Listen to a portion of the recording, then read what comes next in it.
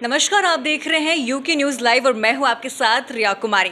इस वक्त चुनाव का माहौल है और जो उम्मीदवार हैं उनके ज़ोरों शोरों से तैयारियां चल रही हैं और इस वक्त मेरे साथ मौजूद है प्रधान पद पे उम्मीदवार अमित कुमार जी। आइए इनसे जानते हैं कि इनकी तैयारियां कैसी चल रही है। आपका बहुत बहुत स्वागत है हमारे चैनल यूके न्यूज़ लाइव में। आप ये बताइए कि आपके चुनाव को लेकर तैयारियाँ कैसी चल रही है।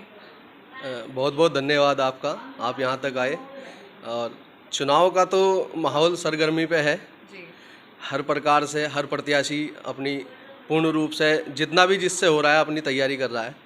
दूसरी बात, हमारा पहला चुनाव है, प्रधानी का पहला चुनाव है और पहले चुनाव में भी हम सामान्य वर्ग में आते हैं और इस बार सामान्य सीट आई है यहाँ पे, अनारक्षित जिसको बोलते हैं।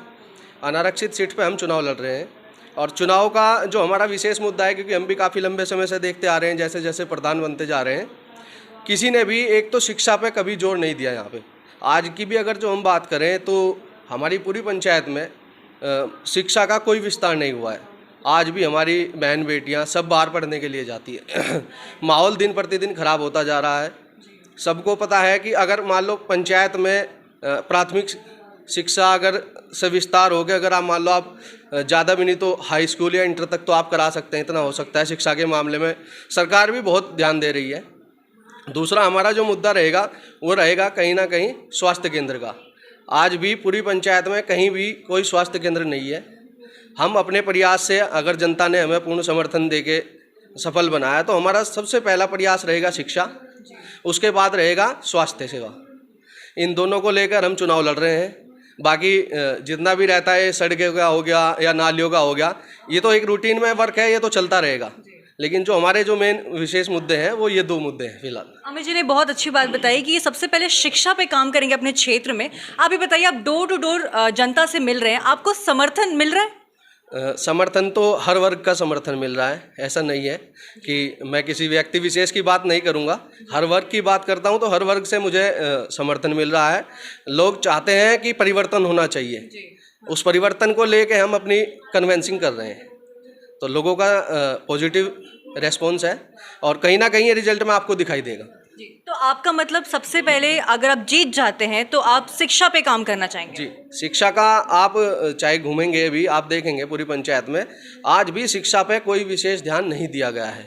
जब से पंचायती राज चलते आ रहे हैं, जब से प्रधान पद भी बन रहे हैं, हर प्रकार से किसी भी चीज़ को लेके किसी भी प्रधान ने आज तक शिक्षा पे कोई ध्यान नहीं दिया। पूरी पंचायत में आज भी कोई स्वास्थ्य केंद्र नहीं है। मान लो किसी को कोई अगर जो प्रॉब्लम हो जाती है तो अब किसी के पास तो वाहन उपलब्ध नहीं रहता।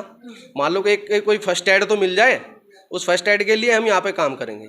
अमित जी, आप पहली बार लड़ रहे हैं चुनाव, तो आपने क्या सोच के मतलब अपनी प्रधान पद के लिए आप चुनाव लड़ रहे हैं? चुनाव लड़ने का तो मेरा मुद्दा यही है कि सबसे मेन चीज़ है कि आप किस तरीके से गाँव को ऊंचाई पर ले जाते हैं, क्योंकि गाँव का क्षेत्र जो रहता है वो बहुत पिछड़ा हुआ क्षेत्र रहता है। आप किसी भी सुविधा में लेकर चले तो गांव में सुविधाएं की बड़ी कमी रहती है, तो उस सुविधाओं के विस्तार के लिए हम अपना चुनाव लड़ रहे हैं। और चुनाव के बाद हमारा जो प्राथमिकता पर रहेगा वो एक तो शिक्षा रहेगा, दूसरा स्वास्थ्य रहेगी।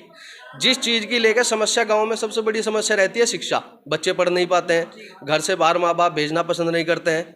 आजकल का माहौल आपको पता ही है कितना खराब माहौल है। अब बहन बेटियों को कोई दूर तक भेजना नहीं चाहता, वो अशिक्षित रह जाती हैं। उस चीज़ को लेके हम चुनाव लड़ेंगे और जैसा जनता का रुझान रहेगा, जैसा हमारे पास रहेगा, और चुनाव के बाद हमारी जो सबसे बड़ी प्राथमिकता रहेगी वो यही रहेगी कि सबसे पहले शिक्षा पे ध्यान दें, उसके बाद स्वास्थ्य सेवा पे ध्यान दिया जाएगा हर प्रकार से। अमित जी ने बहुत अच्छी बात बोली है।